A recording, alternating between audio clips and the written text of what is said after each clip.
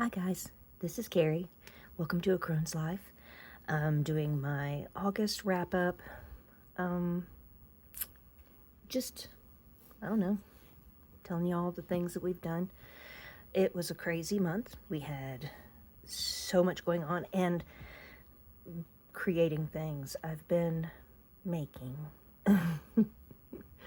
like bananas. I've been making things. So, in this video, I hope to cover, number one, my practice, what I'm doing, how I'm doing it with tarot cards, two, the things that I've made, and three, plans for the next setup, because I'm getting behind on my drawings. So, come on in, let's figure this out together.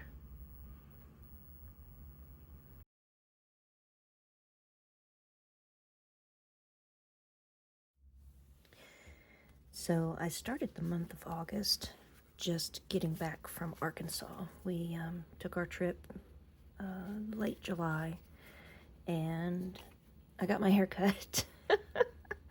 I was so distressed by my hair. I've had it curly for a little while now, and I just feel like it's how I don't know, it's what I expect to see when I look in the mirror.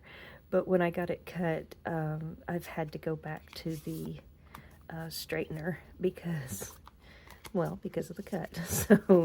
So I had hair drama at the beginning of August. My practice, I kept everything the same while I was traveling because I don't really like to shake things up when there's a possibility of my habit getting interrupted. So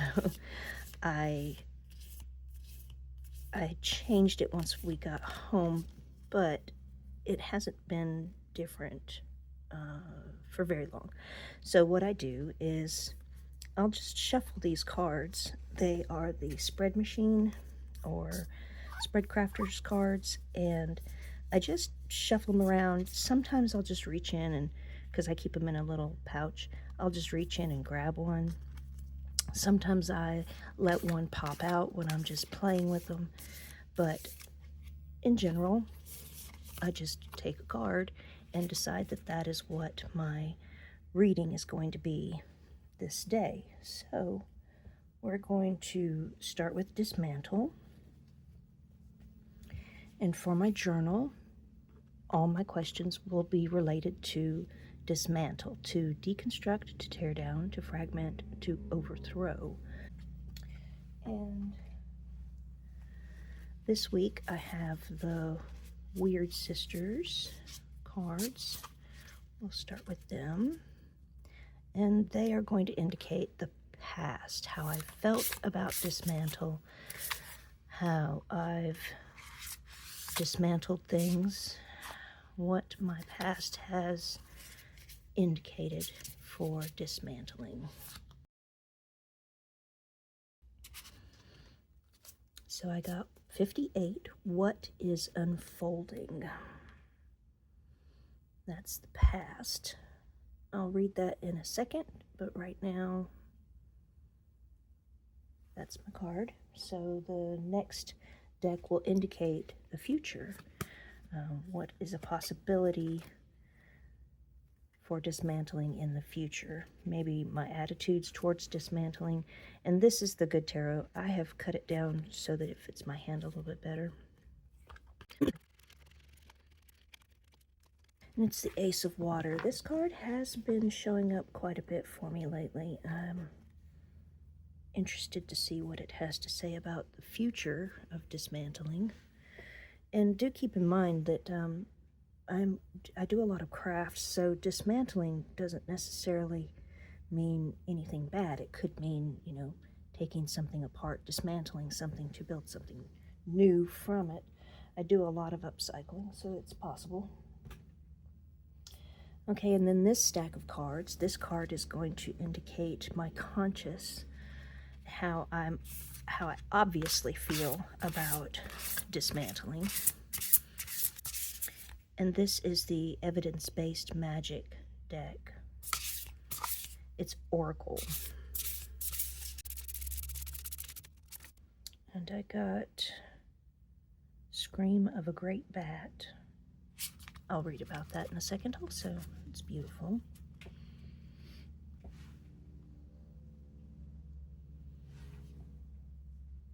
And my last deck is going to indicate my subconscious thoughts about dismantle and just kind of dig a little bit deeper, what I may not be telling myself. When you think off the top of your head, it's not that first thought, it's the deeper thought, the one that comes with a little bit of time and effort to think about, dissecting the word dismantle or things that I've done in the way of dismantling. So I got the World.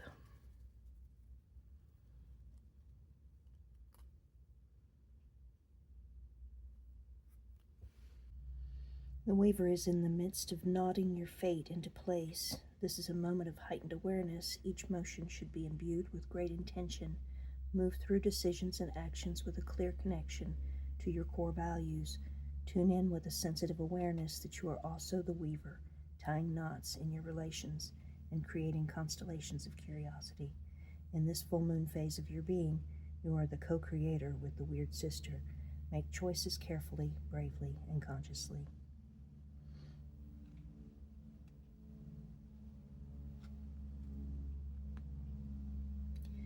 So I feel like in the past I may have dismantled my own decisions. I may have sabotaged myself by making a decision but then not sticking to it. So that's what I will probably go with that. So in the future, dismantling, unconditional love, overflowing abundance, the fertility of love. I'm filled with love from spirit and joyously let it flow out to others, where it fertilizes the seeds of co-creation. Love gives me hope, shining brilliant light on all the possibilities available to me. I'm optimistic about bringing dreams into being. Spirit always informs me and guides me, allowing me to illuminate the darkest of places. So in the future, anything I'll be dismantling will be put back together with love and better than it was before. That is how I'm reading this card. Sudden profound insight. Once the stars in the sky seemed other worlds to me. Now I know these sharp points are the holes in the armor protecting us from the ocean of ruthless light. Well, dismantling can be a form of protection. You take something apart and put it back together in a more safe way. I think about how we had to baby-proof the house for Elena. We used to have stuff kind of all over the place, just our stuff. It was our stuff. We live here, so, and then we had to go through and take everything down and then place it back in a safer way for her. So dismantling really is about clearing out and creating safe space in my mind. Although I did have to reach for that. I'm not saying that was very obvious, but the subconscious is the world. And this is a tiny little guidebook, but it has some nice things in it. Include completion, perfection, fulfillment, unity, journeying, and exploration. I'm not sure how dismantling would be exploration or could be attached to that. This is a mind puzzle right now. So maybe subconsciously what I really want to do is dismantle the way I think and the way I process. Just like in these exercises, I need to take it all apart and figure out how to put it back together in a way that's more intelligent or intuitive. I have no desire to think like other people, but understanding the way we all think is a good trick to have. I call it a trick. It's a good trick to have when you're looking at things from many different sides. So dismantle my thoughts to look at things the way other people do, and to look at things from a completely intuitive point of view,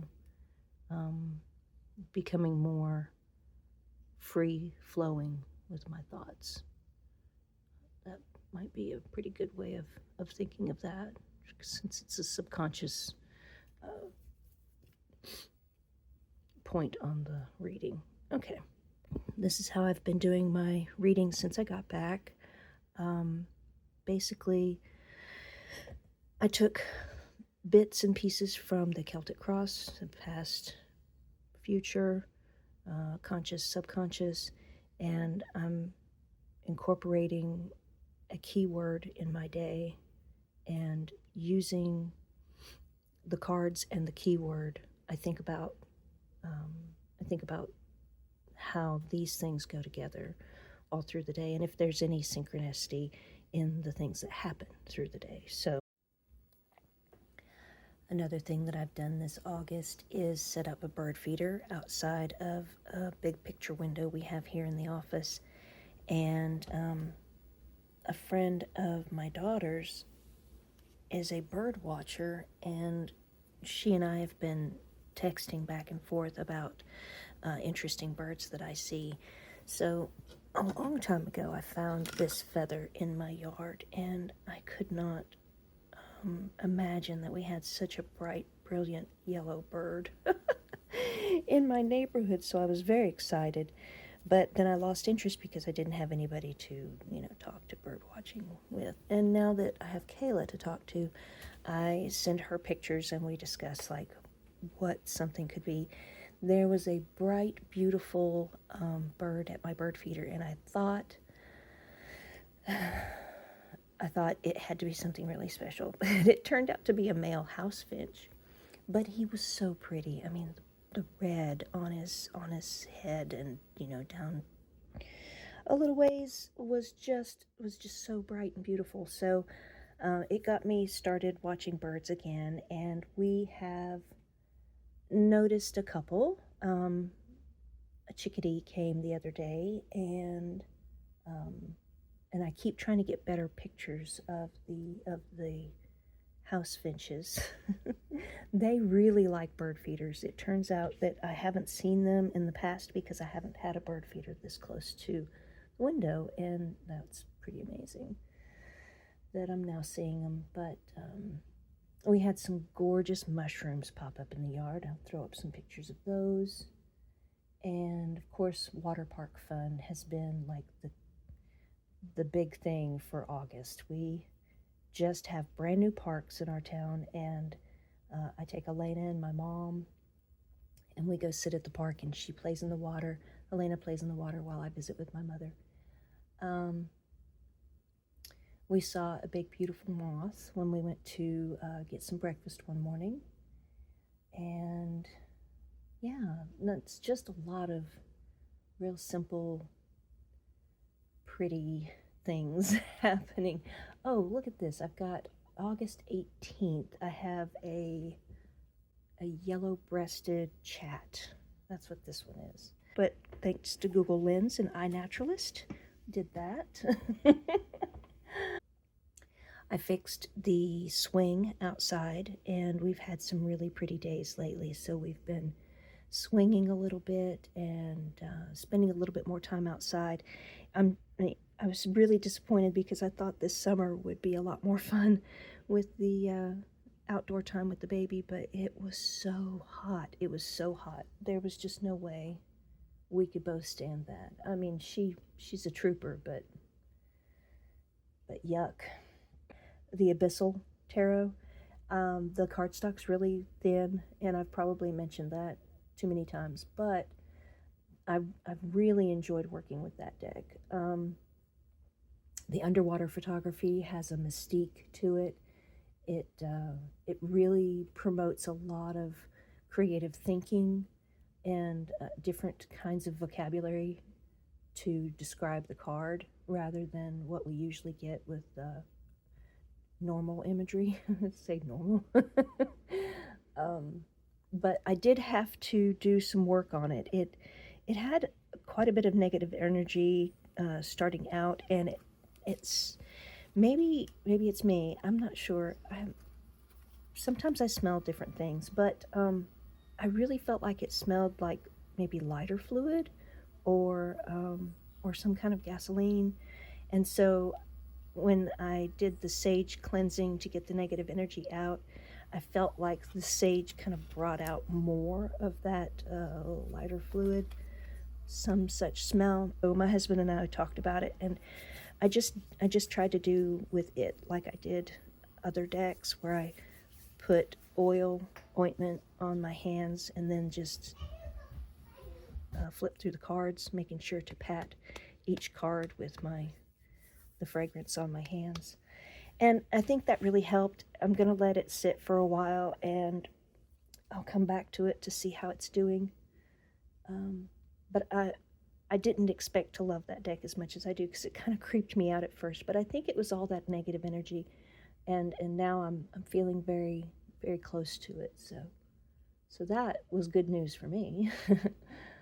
Yeah, I've got some pictures of the blanket that I made for the church, and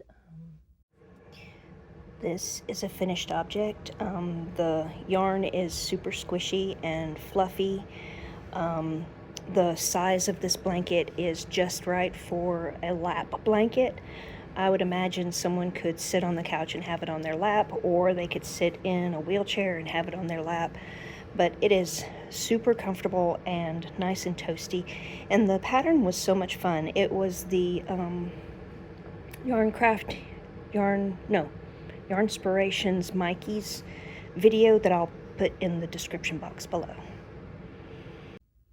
Yeah, and then I have a new background for the month of September. So really that kind of covers the whole thing. I've also got news about my aquarium.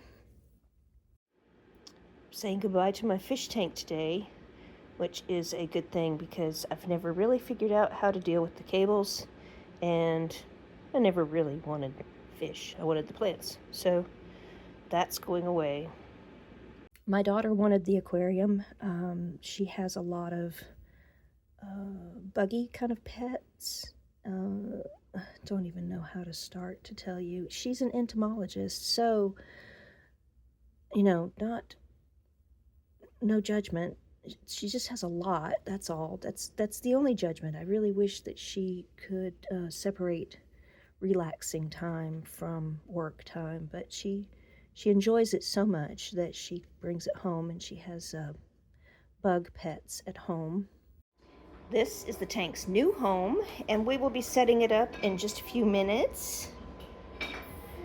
Oh, it looks so empty. Crazy, huh? And she wanted the aquarium that I had here. I'm sure I've shown you Bronson, the angelfish. So I have snails, I have the angelfish, Bronson, and I have a guppy and a tetra, a neon tetra. That's all that survived from when the tank used to be Shelby's the first time. Very last thing that I did in August is I built a Halloween miniature shop. It's one of those kits that you buy, and the pieces are teeny tiny, and you glue it together to make sure that everything stays. And I'll show you all kinds of pictures of me putting that thing together. My thought process was, I bought 3 of them. One is a garden house, one is a bakery, and this one is an apothecary, a magic apothecary. My thought process was that I would have Lena and I put it together, because it's a kit, and it seems like, well, all the hard work has been done, and it should be easy to just assemble. Well, that's not exactly how that works. And this is some major puzzling. So if you like to do puzzles, which I do, it's a perfect project for an adult.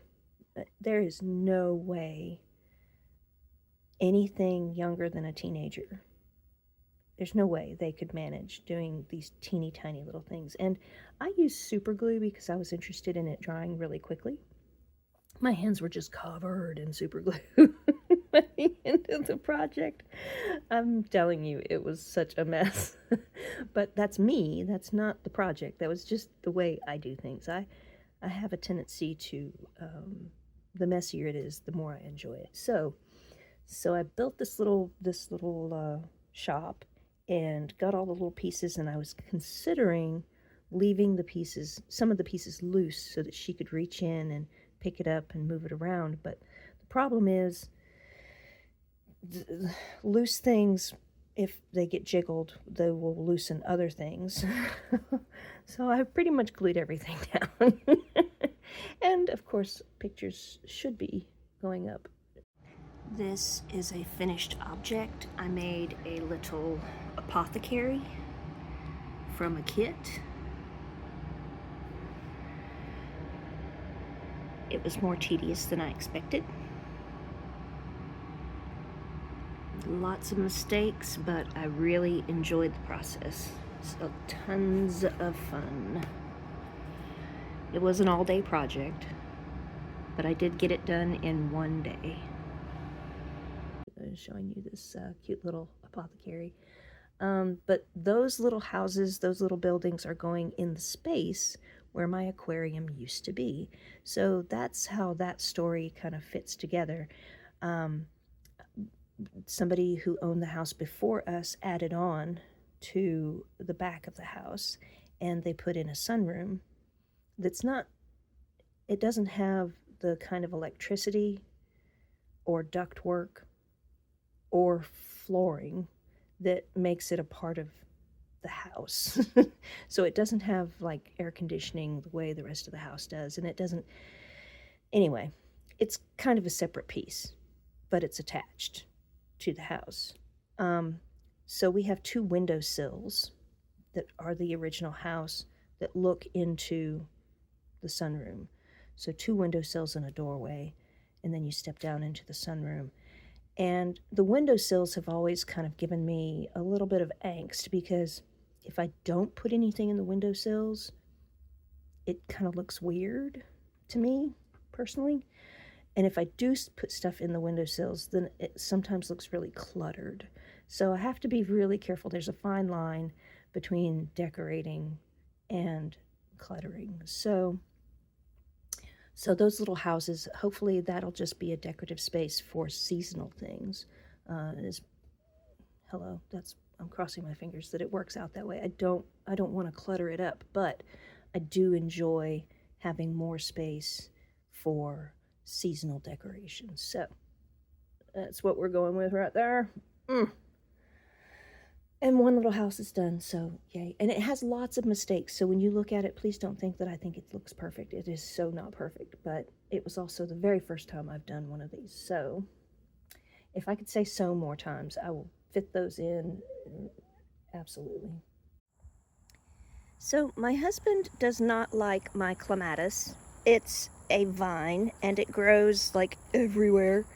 And so he has trimmed it back this year. It's not nearly as overflowing with beauty as it was last year. So I've been harvesting some for little gifts that I'm planning on making for tarot friends. And I wanted to just show you this year's clematis beauty. I'm sorry it's not bigger, but maybe next year he'll let me get it nice and full like it was before. I've talked about putting a pagoda or an archway up here so that it could be dedicated to the clematis could be dedicated to that structure, and then he wouldn't feel like it's so much of an invasive species.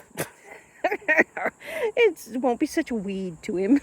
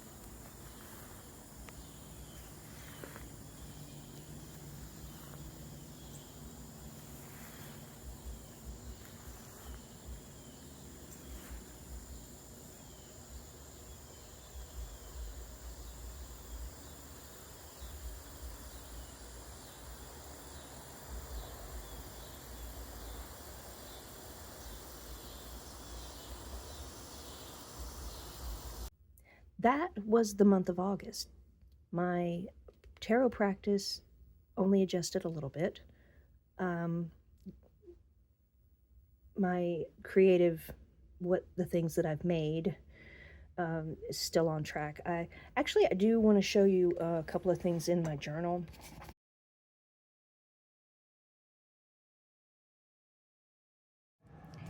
These are some sticks that I found in the yard, and I will use them to wrap or with yarn or thread and hang trinkets from them for my door decoration.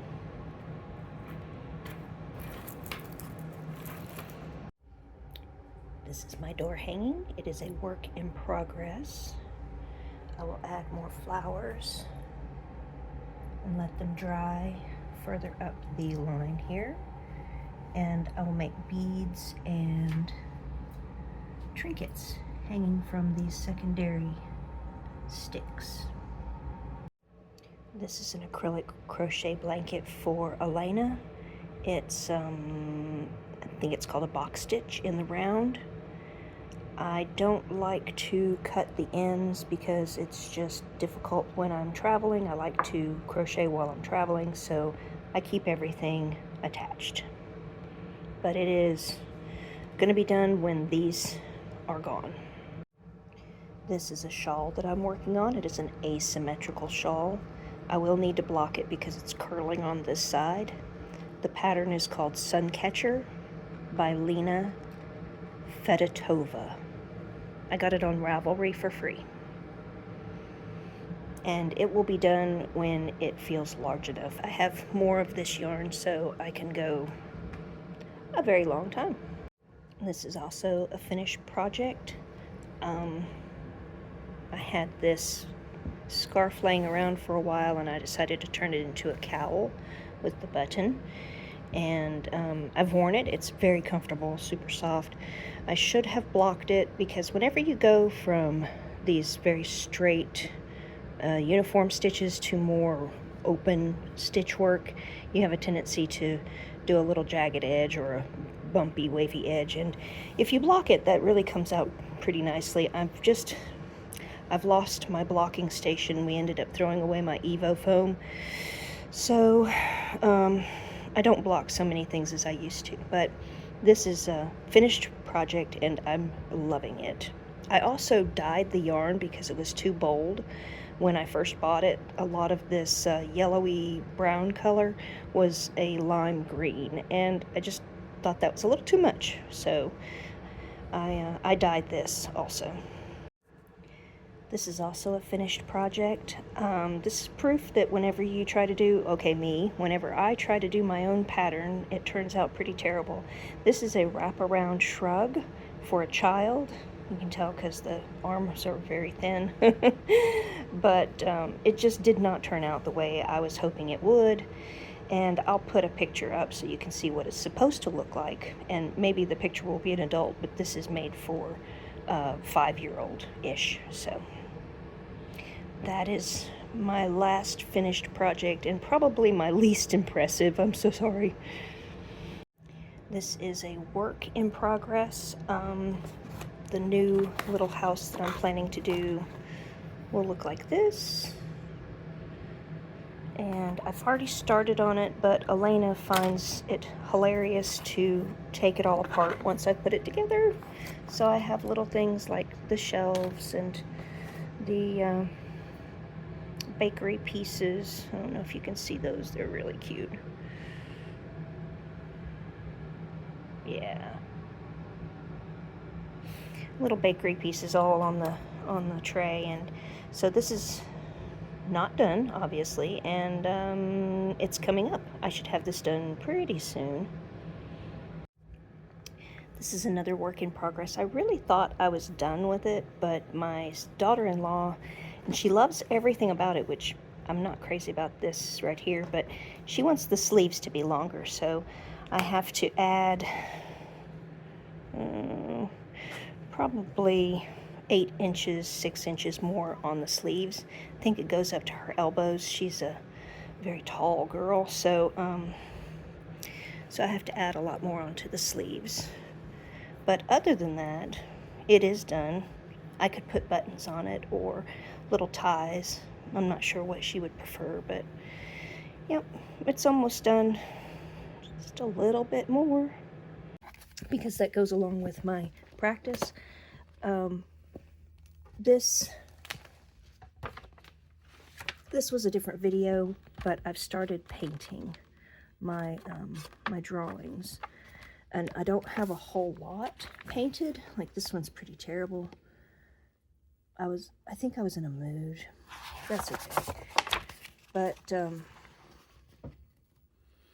I have some details to do on this one, of course. That doesn't look like it's finished. And then this one is sort of sketched out for the paint.